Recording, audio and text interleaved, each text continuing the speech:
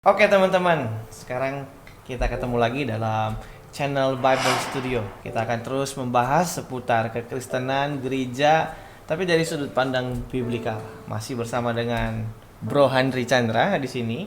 Dan kita akan angkat satu tema. Gini Bro Handri, Gimana Bro Andres? ada satu fenomena yang sering kita lihat nih dalam kehidupan kekristenan. Ya, kita aktif bergereja, aktif bahkan melayani nih. Oke. Tapi kok kehidupan kekristenannya biasa-biasa aja. Bahkan ya ada sindiran, sampai ada sindiran begini. Gimana tuh? Tuh lihat tuh, rajin ke gereja, tapi hidupnya apa begitu? Kelakuannya gitu. Kelakuannya. Padahal ya tiap minggu ibadah, dengar khotbah, nyanyi gitu ya. Terus bahkan melayani pekerjaan Tuhan. Nah, sebenarnya ada yang salahnya di mana nih, Bro? Nah, kan di Alkitab tuh ada perumpamaan ya tentang menabur. Itu menarik tuh. Tuhan Yesus pernah bilang ada ya benih yang jatuh di sini, jatuh di sini, jatuh di sini. Nah, itu kira-kira ada kaitannya, Bro. Menarik ya kalau kita bahas. Gimana menurut Bro Handri? Menurut gua relevan sih ya. Karena kan perumpamaan itu berbicara tentang ada dua aspek lah ya. Ya, menabur benih atau pemberitaan firman. Lalu yang kedua, perspektif yang kedua adalah penerimanya. Ya, tanah. Ya, gitu loh. Yang kalau kita mau tarik ke zaman sekarang ya jemaat lah ya. Ya, yang mendengarkan firman ya. Jadi ya udah bener sih apa yang lu propose ini, yang lu sampaikan ya. Kalau kita mau menjawab tadi fenomena tadi nih, ya, kok ada orang Kristen ya rajin ibadah, rajin pelayanan lagi, tapi kok kelakuannya kayaknya ini ya meragukan ya, Sama aja. sama aja ya. Kenapa ya? Itu. Iya, dan ini tentu bisa diaminkan oleh saudara-saudara kita ya, Betul. yang nonton channel ini, bahwa memang pada realitanya ada tuh orang-orang Kristen macam begitu tuh. Iya. Bahkan pendeta ya. Ada tuh, Bro. Kayaknya sih ada ya.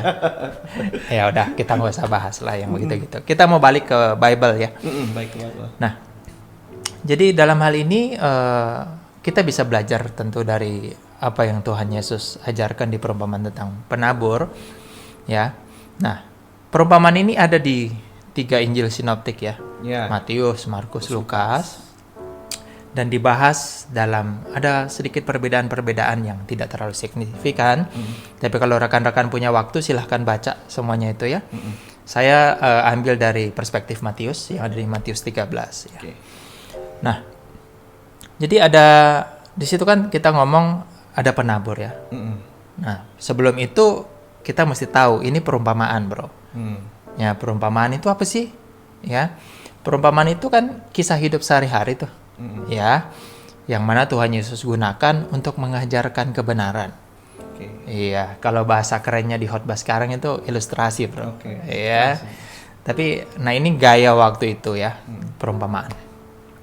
Nah, di sini dikatakan ada seorang penabur ya, yang menabur benih ya. Ini soal-soal agraris ya, pertanian yang memang pada waktu itu sangat umum ya. Orang Israel itu ya memang agraris juga. Artinya bisa dimengerti ya Iya, dalam kehidupan tentu. sehari-hari. Benar, itu kan ya bahkan yang mendengarkan pengajaran ini bisa jadi adalah penabur juga. Artinya orang yang bercocok tanam kan. Cuman itulah jagonya Tuhan Yesus ya, bagaimana kisah sederhana itu bisa begitu dalam kalau dia yang ngajarin ya. Nah, memang sakti Tuhan kita itu ya. Nah, jadi kalau Bro baca secara singkat di Matius 13 itu ya, dari ayat 1, 2 seterusnya sampai 9 itu, Bro akan lihat ada 4. Ya, ada 4 tipe tanah. Betul. Tipe tanah ya. Yang mana sang penabur itu waktu nabur benihnya itu bisa jatuh ke 4 tipe tanah ini. Yang pertama pinggir jalan. Ya, yang kedua tanah yang berbatu-batu. Yang ketiga tanah yang ada semak durinya. Lalu yang keempat baru dia tanah yang subur atau tanah yang baik. Ya. Nah, menariknya perumpamaan ini adalah Tuhan Yesus sudah jelasin sebenarnya arti dari perumpamaan ini untuk konteks pada waktu itu. Yang ada di bawah ya, di Matius, tetap di pasal yang sama, di ayat 22 dan ke atas itu ya. Nah, kita bisa lihat di Alkitab kita ya, kita nggak bawa Alkitab secara buku, memang Alkitab yang berbentuk buku, tapi kita lihat di sini ya, dari ayatnya yang 22, dari ayatnya yang ke-18. Bro ya. Betul. 18 sampai 23. Ya, itu adalah penjelasan tentang perumpamaan tentang penabur itu. Jadi ini enak, Bro. Karena Tuhan Yesus sendiri udah jelasin. Jadi kita tinggal memahami aja. Jadi nggak perlu ditafsir. Nggak perlu ditafsir terlalu Macam-macam. Inilah ya. Ditarik sana, tarik sini. Tarik sini, tarik sana, nggak perlu. Sebenarnya nggak ada. Tapi Bro mesti lihat dari konteksnya. Perumpamaan ini lahir ya dalam satu kondisi tertentu di Matius 13. Kalau teman-teman baca Matius 12, ada dua hal yang utama di situ. Apa tuh? Pertama, penolakan Yesus yang dilakukan oleh pemuka-pemuka agama Yahudi pada waktu itu. Yang kedua adalah konsep melakukan kehendak Allah. Jadi ada penolakan kepada Yesus, ya, yang tentu saja bukan melakukan kehendak Allah. Tapi di akhir pasal 12 itu ada melakukan kehendak Allah, ya. Ketika Yesus selesai mengajar, ketemu ibunya, ada orang-orang ngomong, itu ibumu. Ya, siapa ibuku? Siapa saudaraku laki-laki? Siapa saudaraku perempuan? Bukan yang fisik. Tapi mereka yang melakukan kehendak Bapa. Ya, itu yang diakui sebagai saudara. Ya, berarti memiliki satu hubungan dengan Yesus. Setelah itu lahirlah perumpamaan ini dan perumpamaan lainnya. Ya, jadi ini pasti ada hubungan. Ya, memang waktu itu ya, Bro. Maksudnya kalau kita lihat perumpamaan itu biasanya lahir karena ada latar belakangnya, kira-kira begitu ya. Jadi kalau kita mau bahas perumpamaan tertentu, kita mesti cek nih apa yang melatar belakangi lahirnya perumpamaan ini. Betul, Bro. Gitu ya. Itu penting. Kalau enggak nanti kita bisa ngaco. Ya, kebablasan pemahamannya. Betul. Sip. Nah, kita balik ya. Kan ini perumpamaan yang sebenarnya Tuhan Yesus sudah jelaskan. Jadi kita tinggal baca aja ya. Tadi ayat 18. 18, Bro ya. Nah, karena itu dengarlah arti perumpamaan penabur itu. Ya, di ayat 18, 19 berkata begini. Kepada setiap orang yang mendengar firman tentang kerajaan sorga, tetapi tidak mengertinya, datanglah si jahat dan merampas yang ditaburkan dalam hati orang itu. Itulah benih yang ditaburkan di pinggir jalan. Nah, kita lihat nih. Jadi, benih yang ditaburkan di pinggir jalan ini adalah orang yang dengar firman tentang kerajaan sorga. Nah, jadi benih ini apa? Firman. Bro. Nah, kalau teman-teman baca di Markus dan Lukas itu jadi terang benderang lagi, karena memang benih itu dijelaskan di situ itu firmannya. Jadi tanah di sini berarti orang yang dengar firman. Tapi kenapa dia dikategorikan tanah yang di pinggir jalan? Ya, karena orang ini dengar firman tapi tidak ngerti, Bro. Dengar tapi nggak ngerti. Nggak ngertinya itu dalam arti kata memang dia nggak ngerti apa, atau dia cuman bodo amat lah gitu. Kan ada tipe orang begitu, Bro. Datang ke gereja tuh dia nggak peduli, yang penting gue ke gereja. Mau khotbahnya kayak apa, ibarat bahasa sederhananya, masuk kuping kiri, keluar juga kuping kiri, nggak lewat kuping kanan. Gimana menurut Bro? Kayak gitu kan ya? Kayak gini, Bro. Perhatikan baik, ini ada satu kata kunci yang penting, firman tentang kerajaan sorga. Nah, kerajaan sorga itu di Matius adalah pemerintahan Allah, Bro. Ya, pemerintahan Allah. Jadi, firman tentang pemerintahan Allah ini, kalau kita tadi balik ke latar belakang, ini adalah soal melakukan kehendak Bapa. Ya. Jadi, kalau mau dengar firman, sejauh yang gue pahami, lo itu harus punya passion, punya drive untuk mau melakukan kehendak Bapa. Kalau enggak, kayak tadi tuh, ya, lo datang ke gereja bukan karena mau melakukan kehendak Bapa, karena ya hanya sekedar rutinitas, ya.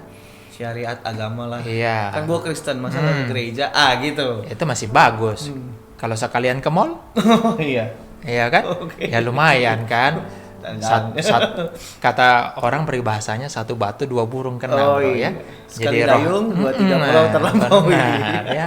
Boleh juga. Jadi udah nggak jelas tuh motivasinya. Oke. Padahal yang paling penting waktu dengar firman adalah satu keinginan untuk melakukan, memahami. Pertama memahami dulu. Memahami. Jangan dari memahami, mendengar dulu. Mendengar dulu. Mendengar, ya, mendengar kehendak Allah, memahaminya dan melakukannya. Itu penting. Ya. Nah orang ini, ya yang digambarkan dengan tanah di pinggir jalan, dengar doang, tapi tidak memahami. Kenapa dia tidak memahami? Nah, karena memang orang ini kalau kita lihat penjelasan di atas, karena memang tidak mau memahami. Memang drive-nya, tujuannya, hasratnya bukan di situ. Ya, mereka hanya ingin mungkin ya mengalami mujizat, ya, atau cuma pengen sekedar curious atau pengen tahu Yesus itu kayak gimana sih. Lalu ngikut aja gitu loh. Bukan benar-benar pengen melakukan kehendak Bapa. Nah itu penyakit, ya, penyakit orang Kristen dari zaman bahala sampai sekarang. Ya, jadi jangan sampai kita kayak gitu. Karena kalau kita tidak punya keinginan untuk melakukan kehendak Tuhan, ya kita akan serampangan dengar firman-Nya. Oh iya betul. Ya, oleh sebab itu kita hanya dengar aja langsung lewat. Tidak akan punya keinginan untuk mau mencoba memahami, ya. Apalagi melakukan. Betul. Karena nggak penting, ya. Kalau kita lihat nih bahasanya yang ada di dalam ayat 15 yang di atas, kenapa Yesus ngajar dengan perumpamaan? Sebab hati bangsa ini telah menebal dan telinganya berat mendengar, matanya melekat tertutup, supaya jangan mereka melihat dengan matanya dan mendengar dengan telinganya dan mengerti dengan hatinya, lalu berbalik sehingga aku menyembuhkan mereka. Ini ada satu bahasa yang ada di PL, ya, yaitu bagaimana hati bangsa ini telah menebal. Udah tegar tengkuk lah bahasa PL-nya, ya. Karena memang nggak mau melakukan kehendak Tuhan. Mereka mau hidup suka-suka dan lain-lain. Ya itu tergambar sekali di sejarah bangsa Israel kan.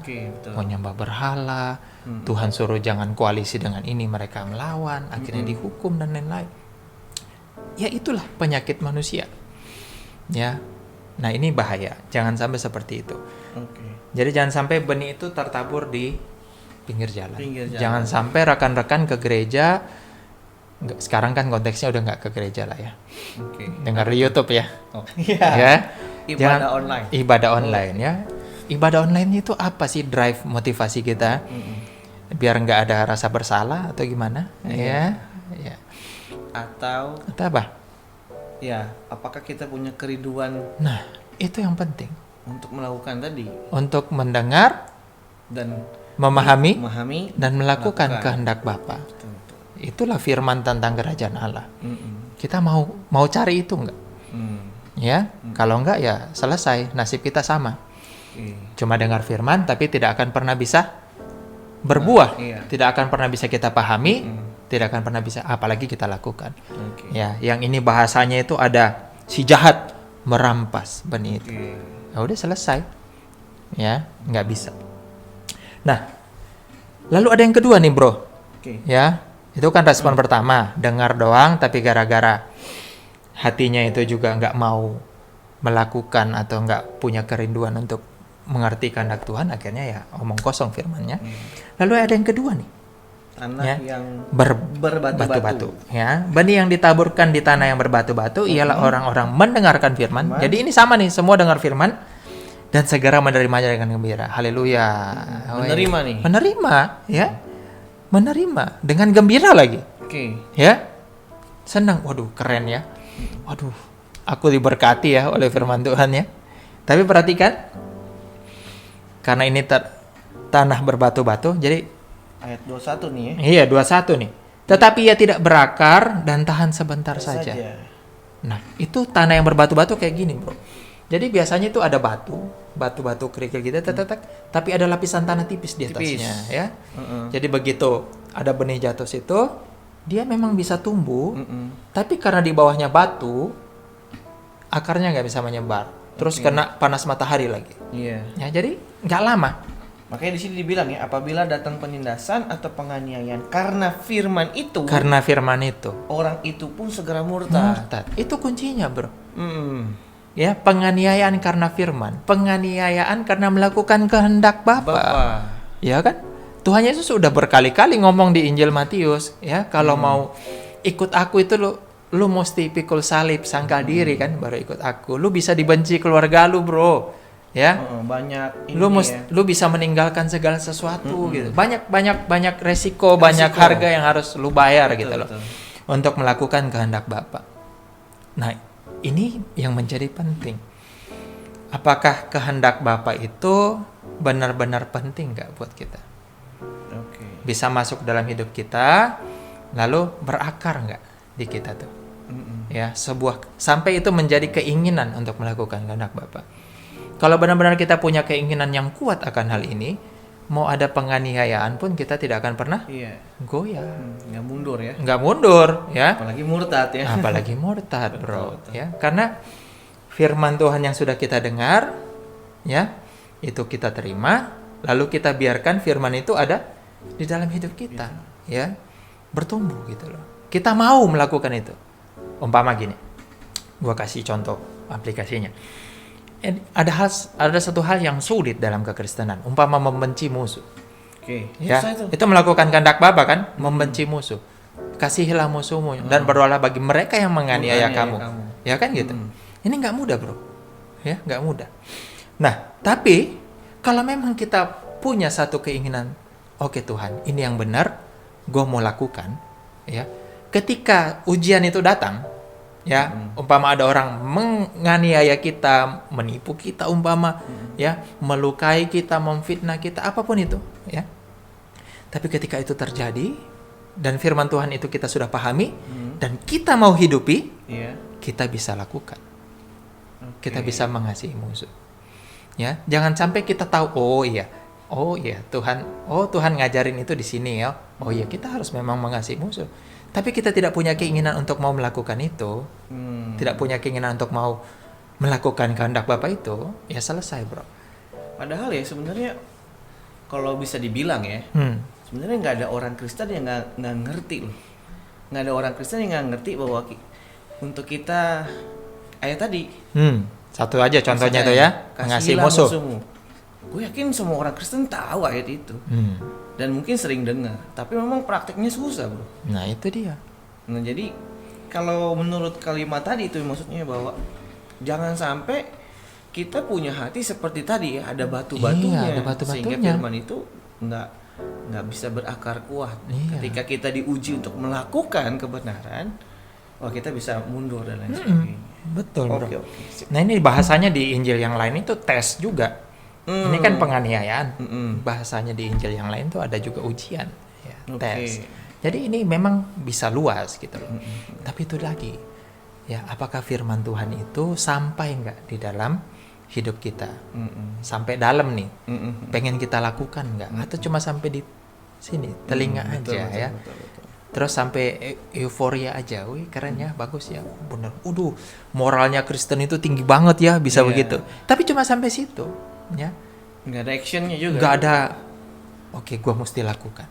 Ya, begitu. Oke, gue mau lakukan. Datang tuh ujiannya kan, tesnya. Kita gimana? Mundur nggak? Gitu. Oke Tuhan, gue tetap mengasihi musuh karena gue udah tahu yang benar, kan gitu. Nah, harusnya gitu, bro. Ya, jangan sampai lah kita kayak di sini ya, betul. tanah yang berbatu-batu. Lanjut, bro. Yang ketiga ya, ayat 22. Apa tuh katanya? Yang ditaburkan di tengah semak duri ialah orang yang mendengar firman itu. Lalu kekhawatiran dunia ini dan tipu daya kekayaan menghimpit firman itu sehingga tidak berbuah. Waduh. Wah, ini kalimatnya udah mulai dalam nih, maksudnya dia dengar firman tapi dia punya kekhawatiran dunia dan tipu daya kekayaan menghimpit firman itu. Iya. Apa itu? Jadi ini realistis sekali. Memang pengajaran Tuhan Yesus itu sangat logis, ya, bro. Umpama gini, ya, lu takut susah, lu pengen kaya, ya, lu takut kalau hidup lu itu nggak wajar, Wajar menurut standar dunia Dunia, ya, oke. punya mobil, punya rumah, punya tempat meneduh lah ya. Lalu datang sebuah tawaran, bro, kita main ini yuk, ya, ya, keuntungannya lumayan nih, ya, tapi kita mesti sogok-sogok orang nih, ya, ada tender nih bro, ya, nanti gua kasih lo begini deh, ya, nah, kalau kita takut miskin, takut ya cuma sederhana hidupnya, itu akan mempengaruhi kita. Kita tahu hidup ini harus jujur, ya. Iya. Korupsi itu nggak boleh, Betul, tahu kan? tahu. Tapi begitu, waduh, ini dapatnya 100 juta bro, ya gitu loh. Iya juga, Lumayan buat beli mobil. Lah, gua cuma punya motor gitu. Iya. Nah itu kekhawatiran begitu tuh. Apalagi ada kesempatan dan Ada peluangnya. kesempatan, ada peluangnya. Betul. Apa yang terjadi? Firman yang sudah kita tahu bahwa kita harus jujur itu Goyah. goyah, ya. Betul. Itu masih 100 juta. Kalau 1M Waduh. lebih goyah lagi kan, ya kan? Semakin gede tawarannya Betul, semakin betul. goyah, ya. Oke. Belum tipu daya kekayaan, ya. Semua orang pengen kaya kan, bro? Pengen lah. Pengen. Padahal kekayaan itu menipu kan? Iya. Karena nggak bisa dibawa mati, bro. Betul. Ya. Kita cari kejar seumur hidup kita, tapi akhirnya kita nggak bisa pegang juga. Iya. Ibarat pasir yang kita pegang begini, akhirnya Iya. habis juga, habis hilang juga. juga. Nggak kegenggam, ya menipu, ya. Jadi kalau kita mindsetnya begitu, kita susah melakukan firman. Oke. Masih ingat dong Matius 6 ayat 33, Carilah dahulu kerajaan Allah dan kebenaran. itu dalam konteks pengajaran tentang kekhawatiran. Kita masih takut nggak sama hal-hal receh kayak baju, makan, perkara-perkara jasmani, meragukan pemeliharaan Tuhan, ya. Kalau kita nggak punya rasa cukup, ya, wah kita sangat sulit melakukan firman. Kalau kita nggak punya rasa cukup, pengen mulu, pengen nggak pernah puas. Sekarang punya motor, pengen punya mobil. Habis punya Avanza, pengen punya Fortuner. Habis punya Fortuner, pengen punya Alphard. Terusin aja, sampai lu punya helikopter juga nggak puas. Sampai akhirnya lu pengen pesawat antariksa kan? Iya. Iya kan gitu, nggak pernah puas. Jadi kita mesti berkata cukup. Oke. Karena standarnya kekristenan yang Tuhan ajar itu juga cukup. Betul. Cukup, iya kan? Coba, waktu murid-murid diutus, secukupnya kan bawa bekalnya. Betul. Iya kan? Iya. Ajaran Paulus juga apa? Asal ada makanan pakaian cukup. Betul. Doa Bapa kami, berilah kami pada hari makan kami yang Secukupnya. secukupnya, bukan selebihnya. Betul. Jadi ini penting sekali ya. Orang muda yang kaya, perhatikan bro. Ya, yang ada di Matius 19. Oke. Ya, apa yang terjadi? Dia kan sudah sempurna secara moral dalam pengertian perintah-perintah Taurat itu dia sudah tahu. Betul. Dan dia sudah lakukan sejak muda. Sejak muda, betul. Tapi dia kaya bro. Begitu Yesus ngomong, jual seluruh harta milikmu, bagi bagikan kepada orang miskin, ikut aku. ikut aku, jadi muridku, itu berarti kan Terus dibilang tuh, maka dia bersedih. sedih loh bro. Sedih Karena apa? hatinya. Kenapa dia sedih? Takut dia. Hartanya banyak. Kalau hartanya habis, kok bisa makan apa? Gua makan apa nanti? Ngikut Yesus yang gak jelas begitu. Iya. Ya, pindah-pindah di satu tempat. Aduh, gua udah biasa pegang duit banyak bro. Aduh, kan repot. Padahal itu kesempatan mahal loh bro, jadi murid Yesus. Tapi bisa hilang kan? Karena dia lebih memilih harta. Nah itu bahayanya, seperti kata firman Tuhan di sini, kekhawatiran dunia dan tipu daya kekayaan. Jadi itu satu paket tuh, ya, kekhawatiran dunia dan tipu daya kekayaan. Jadi jangan sampai kekhawatiran akan dunia ini, ya, itu mengacaukan firman Tuhan kita yang sudah kita dengar, mengacaukan keinginan kita untuk hidup benar. Hidup melakukan kehendak Bapa, melakukan firman tentang kerajaan surga. Jangan sampai. Ini tidak boleh. Tidak boleh. Gitu, bro. Oke. Jadi sayangnya ini banyak, bro. Oh. Ya, banyak, bro. Gua juga bisa begitu. Ini bahaya soalnya. Iya, makanya dia bilang dia mendengar sih. Mendengar. Tapi lalu terhimpit ya dengan kekhawatiran dunia.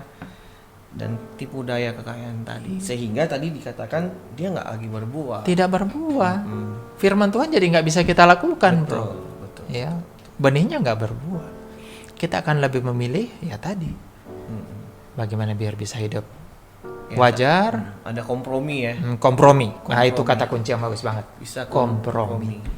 Betul, betul. Kompromi. Padahal ajaran Yesus itu sama sekali mengajak kita untuk benar-benar tidak memusingkan hal-hal seperti kekayaan dan lain-lain. Ya, silahkan bongkarlah pengajaran Yesus di Injil. Nggak ada yang gitu-gitu. Ya, itulah dia, bro, yang ketiga. Terakhir ya. Oke, yang terakhir, Ini yang tanah benar, yang baik. tanah yang baik. Yang harusnya kita begini, ya. Yang ditaburkan di tanah yang baik itu ialah orang yang mendengar firman itu dan Mengerti. Dan Karena itu berbuah. ia berbuah. Jadi dengar, paham, baru bisa lakukan, bro. Oke, betul, Ya, betul. itu kehendak Tuhan itu begitu. Kita dengar, ya, kita pahami, baru bisa kita lakukan. Oh, mesti begini ya orang Kristen ya. Oh, mesti mengasihi musuh ya. Oh, mesti mengumpulkan harta di sorga ya. Ya. Oh, mesti jujur ya. Nah, itu kan kita dengar, paham, lalu kita lakukan, ya. Ada yang 100 kali lipat, ada yang 60 kali lipat, ada yang 30 kali lipat. Nah, ini kan yang biasa dicomot nih ya. Angka-angka ini Angka-angka keramat kan ini Angka-angka di persembahan keramat. khususnya ya. Betul, Ya gua korbannya dulu lah ya. Aduh, gua dulu bego banget sih angkat persembahan. Aduh, Tuhan. Pernah lu ya? Pernah dulu, gua kan di gereja karismatik awalnya kenal Tuhan. Oke, Terus oke. angkat persembahan, digini-giniin. Aduh, sekarang gue bilang, aduh. Padahal kalau menurut ayat ini 160-30 kali lipat nggak ada hubungan sama itu. Nggak ada, kan ini konteksnya Bicara dengar soal firman. berbuah. Benar. Betul ya. Dengar firman dan melakukannya ya. Oke, Bro Andri, maksudnya dari 4 kategori tadi itu, 4 tipe orang, baik yang hatinya seperti tanah pinggir jalan, tanah berbatu, tanah berduri, gitu. Kan kita lihat ada satu gambaran ya di sana bahwa ternyata kita tuh jangan cuman sekedar dalam tanda kutip sekedar bergereja. Jadi ketika kita ke gereja dengar firman-Nya bukan sekedar nih, gitu ya. Benar, Firman itu dalam hidup kita ada usaha untuk mengertinya. Ini firman ini kita perlu bukan hanya dengar tapi mengerti. Bahkan ya bro, tadi kita sempat Bro Handri juga sempat bilang bahkan kita diajak untuk melakukan firman itu. Benar. Makanya ada beberapa contoh ujian tadi ya. Kita seperti batu nggak nih, tanah-tanah berbatu, atau kita seperti semak berduri, atau yang lebih parah kita seperti yang di pinggir jalan tadi tuh, gitu ya. Jadi kita juga kalau bergereja itu jangan cuma sekedar datang, Benar. gitu, atau melayani cuma sekedar melayani, tetapi firman Tuhan yang disampaikan itu harus berusaha kita mengerti dan mendorong kita melakukannya, gitu ya Bro Handri. Betul. Nah, selanjutnya nih dari pembahasan tadi Bro Handri, kan itu kan dari sisi pendengar. Yes. Maksudnya kita yang mendengar firman itu harus siap-siap nih mendengar, mengerti, bahkan didorong melakukan. Tapi bro, menurut bro nih, ada juga nggak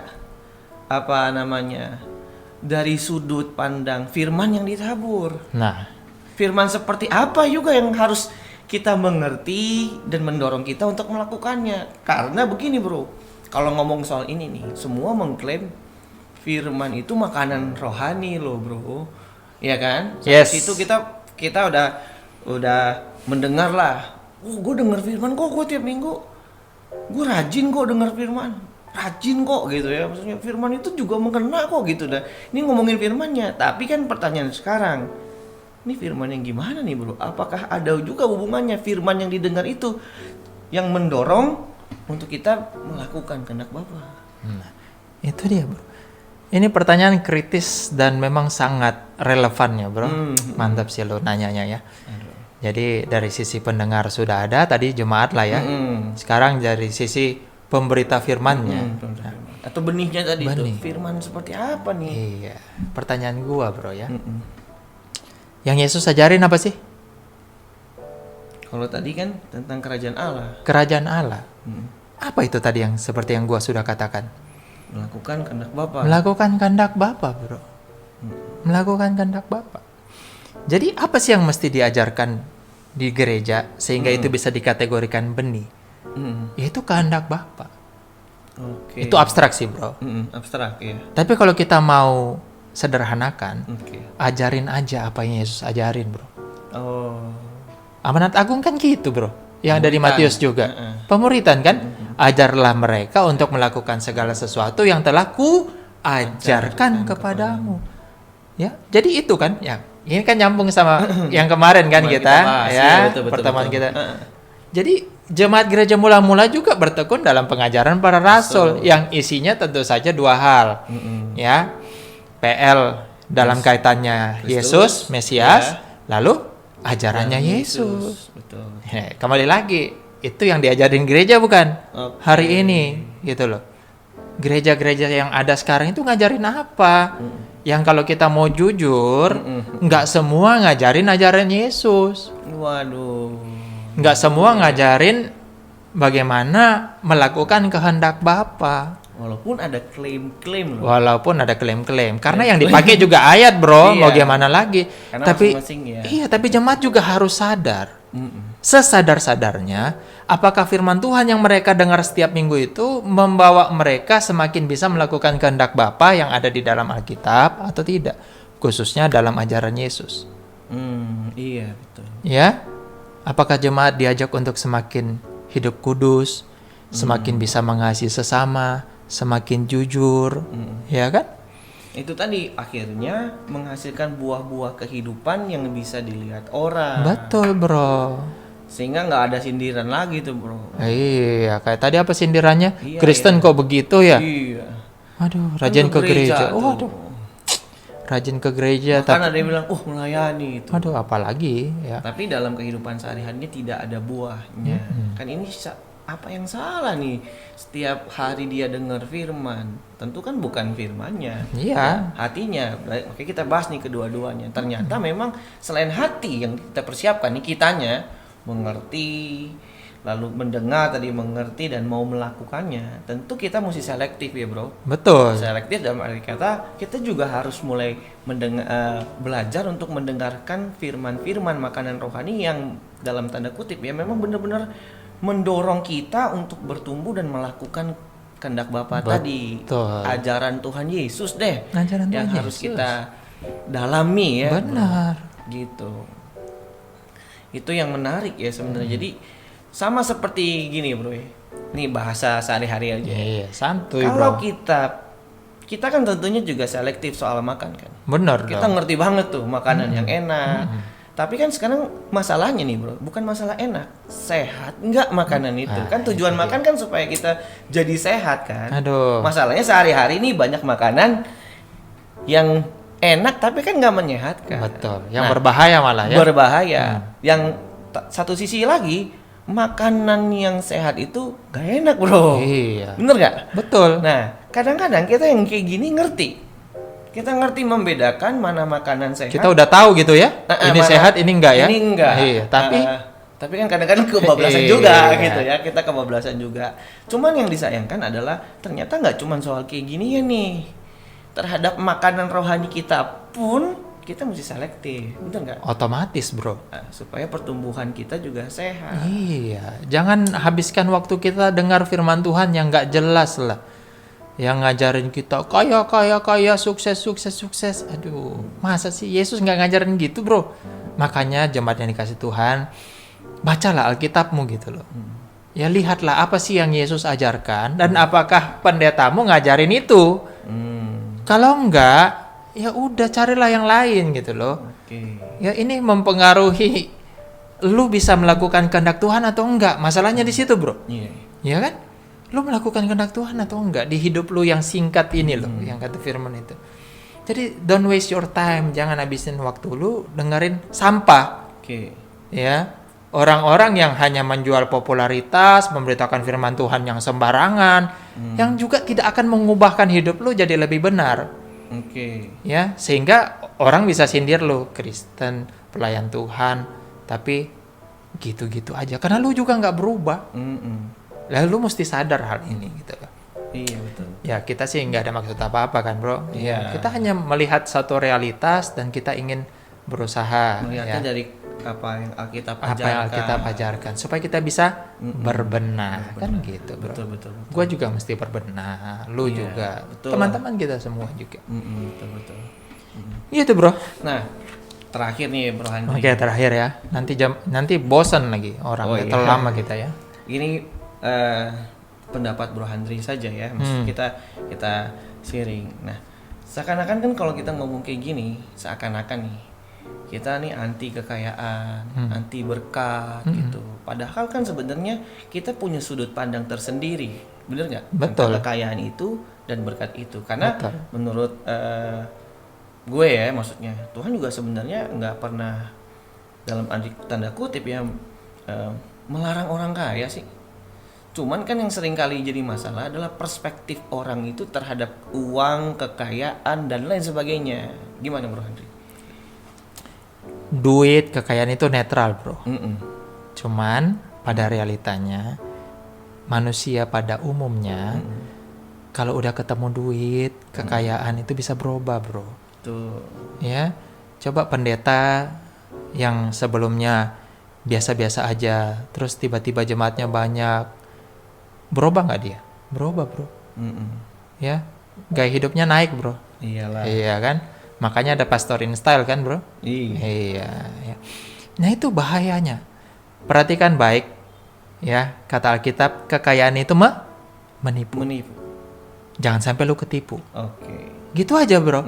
Jadi kekayaan itu netral. Mm-mm. Kalau kita kayak Lydia gitu ya, orang kaya yang support pelayanan Paulus sih oke banget. Mm-mm. Tapi seberapa banyak sih orang bisa begitu? Kalau udah ketemu kekayaan, Iya. seberapa banyak orang yang bisa membagi kekayaannya, Betul. ya, Betul. yang mau murah hati, Mm-mm. yang mau, jangan-jangan kita kayak orang muda yang kaya, lebih Iya. milih kekayaan daripada Yesus. Kalau kita sampai di level itu kan amsyong kita bro, Betul. ya, karena kita tertipu dengan kekayaan. Jadi ya, gua mah netral-netral aja. Kita butuh duit bro, tapi jangan sampai lu ketipu sama kekayaan sampai akhirnya lu nggak bisa melakukan kehendak Anak Bapak. Bapak. Udah gitu aja prinsipnya ya. Kalau saudara-saudara rekan-rekan punya banyak uang, oh itu bagus banget. Tapi uangnya dipakai buat apa? Mm-mm. Ya ada banyak saudara kita yang butuh bantuan. Apakah lu murah hati atau enggak? Iya, Atau lu jangan sampai lu pelit lagi. Iya. Seperti orang kaya di Lukas 13 itu ya. Betul. Duitnya banyak malah dia bikin tambah banyak lagi. Betul. Dia mau tambah kaya. Iya. Bukan dia berbagi. Akhirnya dia serakah. Masalahnya itu orang kalau sudah ketemu uang, potensi serakahnya tinggi. Betul. Tapi kalau lu ketemu uang malah jadi murah hati, udah silahkan kaya lah. Iya. Gua dorong lu kaya deh, ya biar bisa lebih impactful ya hidup Betul. lu. Nah, itu yang maksudnya perlu kita garis bawahi ya. Betul bro. Oke teman-teman, kita sudah panjang lebar ya tadi Iya nih, membahas. panjangan gak ya? Enggak lah, Semoga cukup enggak lah lah ya. Cukup kayaknya. Aduh. Semoga nggak bosan aja ya. Iya bro. Ya, kesimpulannya bahwa kita sekarang melihat ada dua bentuk perspektif ya. Satu dari sisi kita bahwa sebagai jemaat kita harus mempersiapkan ya firman yang kita dengar itu bukan cuma tadi didengar ya, tapi kita berusaha untuk mengerti dan melakukannya. Sebab kalau enggak itu akan sia-sia, nggak akan mengubah hidup kita apalagi berbuah. Tapi juga jangan sampai di situ. Di sisi yang lain juga kita harus pilih. Seperti makanan yang kita makan, kita harus memilih makanan-makanan atau firman-firman Tuhan yang mendorong kita untuk semakin bertumbuh dalam Tuhan dan melakukan kehendak Bapa. Gitu kira-kira Bro Andri ya. Itu sudah bungkus. Bungkus. Oke. Sekian dari kita ya. Nanti kita akan bahas lagi hal-hal yang lain. Semoga teman-teman gak bosan dan jangan lupa ikutin terus channel Babel Studio. Tuhan Yesus memberkati. Tuhan Yesus memberkati.